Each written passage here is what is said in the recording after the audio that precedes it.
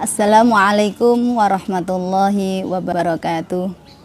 Bismillahirrahmanirrahim. Alhamdulillahirabbil alamin wassalatu wassalamu ala asyrafil anbiya'i wal mursalin sayyidina wa maulana Muhammadin wa ala alihi wa ashabihi ajmain, amma ba'du. Santriwan dan santriwati Mansajul Ulum serta para pemirsa dimanapun berada yang dirahmati oleh Allah, semoga hari ini Anda dan kita semua dalam keadaan sehat walafiat serta masih tetap diberikan kekuatan untuk menjalankan ibadah puasa dengan khusyuk. Pada kesempatan kali ini saya akan menjelaskan atau akan mengkaji tentang tema baru, yaitu terkait dengan pola relasi yang adil antara orang tua dan anak. Banyak di masyarakat pertanyaan atau keluhan baik dari orang tua yang merasakan bahwa anak-anak sekarang itu sulit untuk diatur. Anak-anak sekarang itu tidak bisa menghormati orang tua. Tapi ada pula keluhan yang sama dari anak-anak yang merasa bahwa orang tua sekarang tidak bisa memahami kemauan dan keinginan anak-anak. Nah, gap inilah yang seringkali menimbulkan konflik antara anak dan orang tua, baik konflik itu berupa konflik yang dalam skala yang ringan, sedang hingga skala yang sangat berat. Sehingga bahkan kalau terjadi yang sangat berat, ada anak yang sampai harus meninggalkan rumah karena tidak kuat menghadapi orang tuanya.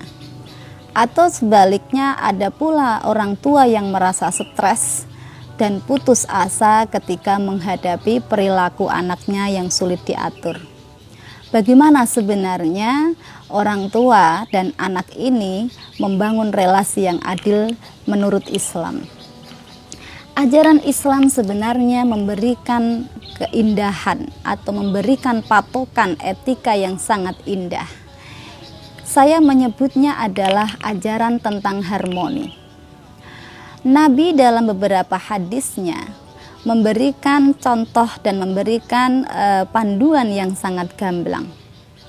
Misalnya ada hadis yang menjelaskan tentang birrul walidain yang berbunyi bahwa birrul walidain kafaratun lil kabair. Berbuat baik kepada kedua orang tua itu bisa menjadikan tebusan bagi dosa-dosa besar.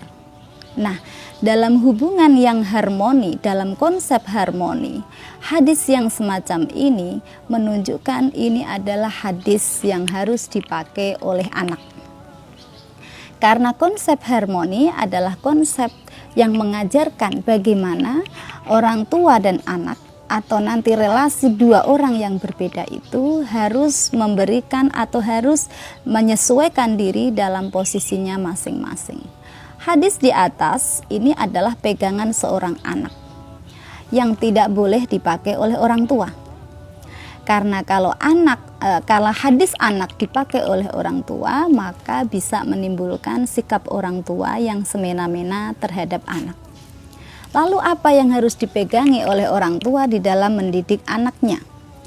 Ada hadis lain yang perlu digunakan atau yang bisa digunakan oleh orang tua, misalnya adalah hadis Nabi yang berbunyi akrimu auladakum fa inna karomatal auladi sitrun minan nar. Muliakanlah anak-anakmu karena sesungguhnya di dalam memuliakan anak-anak itu terdapat tameng dari neraka. Ini adalah hadis orang tua yang digunakan orang tua, tidak boleh dipakai oleh anak-anak.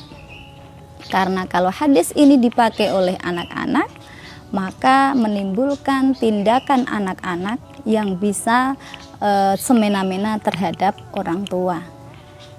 Nah, hubungan ini, harmoni ini harus dipakai di dalam menjalankan relasi yang adil terhadap antara orang tua dan anak-anak.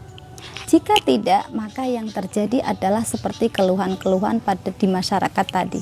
Anak semena-mena terhadap orang tua karena orang tua diminta untuk menghormati anaknya.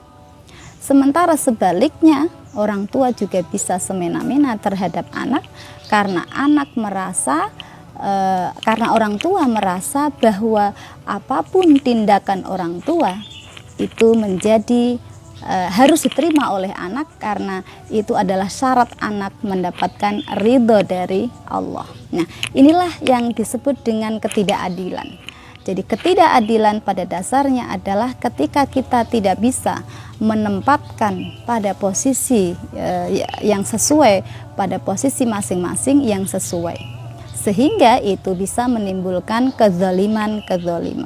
Nah, inilah yang paling penting harus kita pahami di dalam membangun relasi yang harmoni dalam keluarga.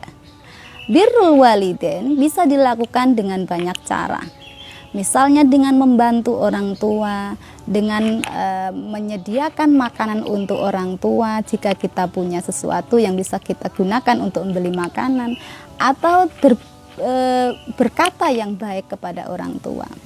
Demikian pula orang tua terhadap anak bersikap baik adalah memberikan adab atau mendidik anak-anaknya dengan pendidikan yang baik. Pendidikan yang baik adalah pendidikan yang berdasarkan akhlakul karimah dan pendidikan yang berdasarkan agama. Karena di dalam hadis yang lain Nabi mengatakan adibu auladakum bi husnil khuluq.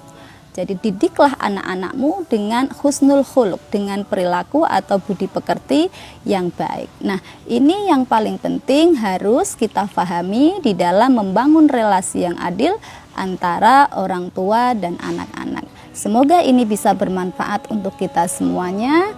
Kurang lebihnya mohon maaf. Akhirul kalam. Wassalamualaikum warahmatullahi wabarakatuh.